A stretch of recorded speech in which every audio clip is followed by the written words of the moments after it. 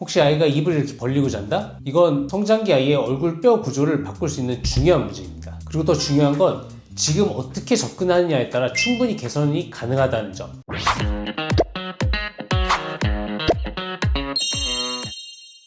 안녕하세요 여러분, 쑥삭TV의 교정과 전문의 조병주입니다. 오늘 다룰 내용은 크게 4가지입니다. 첫 번째는 구강호흡을 왜 하게 되는가, 두 번째, 구강호흡으로 인해 생기는 문제들에 대해서 알아보고, 세 번째는 원인별 해결 방법, 그리고 네 번째는 부모님이 집에서 할 수 있는 것. 자, 시작합니다. 우선 기본 질문부터 드릴게요. 구강호흡이 뭐가 문제냐? 입으로 숨을 쉬려면 입을 벌리고 혀를 낮게 내리고 아래턱을 뒤로 그리고 아래로 빼고 고개를 약간 뒤로 젖혀서 기도를 확보를 하게 됩니다. 이 자세를 하루 24시간 365일 몇 년 동안 유지를 하게 되면 뼈는 그 방향으로 성장하게 됩니다. 21년에 BMC 오럴 헬스라는 국제학술지에 실린 메타 분석 연구가 있습니다. 이 연구에서 구강호흡 아동들의 골격을 분석했더니 공통적인 패턴이 나왔습니다. 상하, 즉 위턱이 좁아집니다. 정상적으로 혀는 입천장에 붙어서 구개를 안에서 넓게 받쳐주는 역할을 해요. 그런데 구강호흡을 하면 혀가 아래로 내려가게 됩니다. 이러면은 이 위턱을 지지해주는 힘이 없어지고 대신 볼 근육에 조이는 힘이 우세해져서 결과적으로 위턱이 좁아지고 입천장이 높아지는 효과가 나게 되죠. 그리고 아래턱이 뒤 그리고 아래로 회전하게 됩니다. 입을 벌리고 숨을 쉬려면 아래턱을 벌려야겠죠. 이 상태가 지속이 되면 아래턱의 성장 방향이 앞쪽이 아니라 뒤쪽 그리고 아래쪽으로 기울어지게 됩니다. 결과적으로 얼굴 아랫부분이 길어지는 긴 얼굴형이 되죠.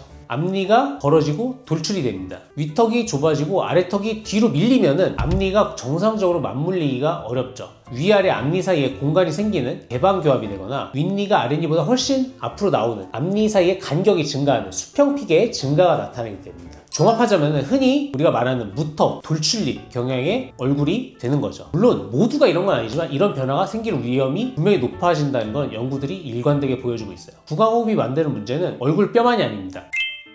구강호흡은 소아수면무호흡증의 대표적인 신호 중 하나입니다. 미국 소아치과학회에서는 소아수면무호흡이 치료되지 않으면 성장 저하, 학습, 집중력 문제, 행동 문제, 심혈관 합병증과 연관될 수 있다고 명시를 하고 있습니다.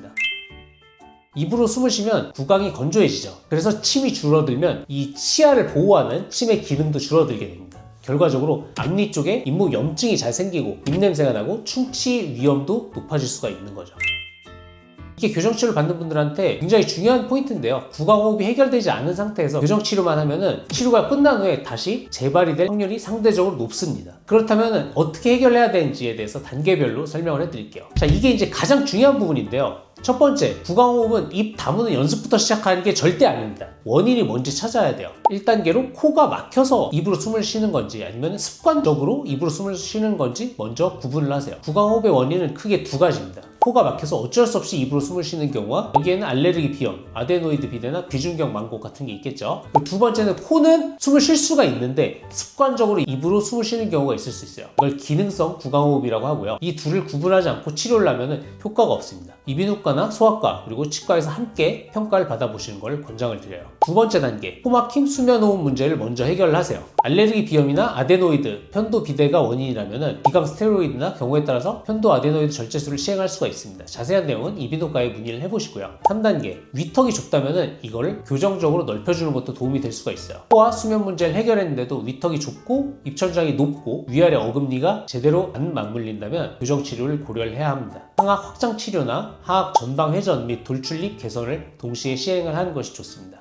구강호흡으로 인해 생긴 어떤 부작용들을 다시 원상태로 회복을 시키는 거죠. 그래서 먼저 악궁 확장 장치를 통해서 위턱을 넓히면은 이 비강의 뼈도 함께 넓어지면서 비강의 부피가 늘어나고 호흡이 개선된다는 연구 결과들이 있습니다. 더 많은 연구가 필요하지만 상악 협착이 두드러진 환자에서는 상악 확장도 유의미한 선택지가 될 수 있다는 거예요. 또한 얼굴이 길어져서 입술이 벌어지거나 치아의 돌출로 인해서 입술이 안 다물어지는 경우라면 교정치료로 해결하는 것이 구강호흡을 멈추는 데 필수적입니다. 4단계, 코 문제를 해결하고 필요하면 교정치료도 했는데 여전히 입이 벌어지고 혀가 낮게 있다면 이때 필요한 것은 구강 근기능 치료입니다. 쉽게 말하면 입술과 혀의 근육을 올바르게 위치할 수 있도록 훈련하는 치료예요. 저희 병원은 교정 치료 중에 훈련이 필요한 환자들이라면 제발 막기 위해서 이런 훈련을 동시에 시행을 하고 있는데요. 핵심 내용은 이렇습니다. 혀의 힘을 다시 길러서 혀가 입천장에 잘 유지가 될 수 있도록 하는 그런 훈련들, 그리고 입술을 담은 훈련들이죠. 22년도 연구에서 기능성 구강호흡 아동을 대상으로 근기능 치료를 시행한 결과 얼굴 아랫부분이 길어지는 게 억제가 되고 위턱 폭경이 개선이 되고 앞니 관계가 좋아지는 결과가 나왔다고 보고를 하고 있습니다. 단, 이 치료는 아이의 협조가 굉장히 중요하기 때문에 보호자의 참여와 동기부여가 치료 성패를 크게 좌우를 하죠. 오늘 내용을 보시면서 부모님이 집에서 우리 아이가 해당이 되지 않을까 걱정되시는 분들을 위해서 체크리스트를 정리해 드릴게요.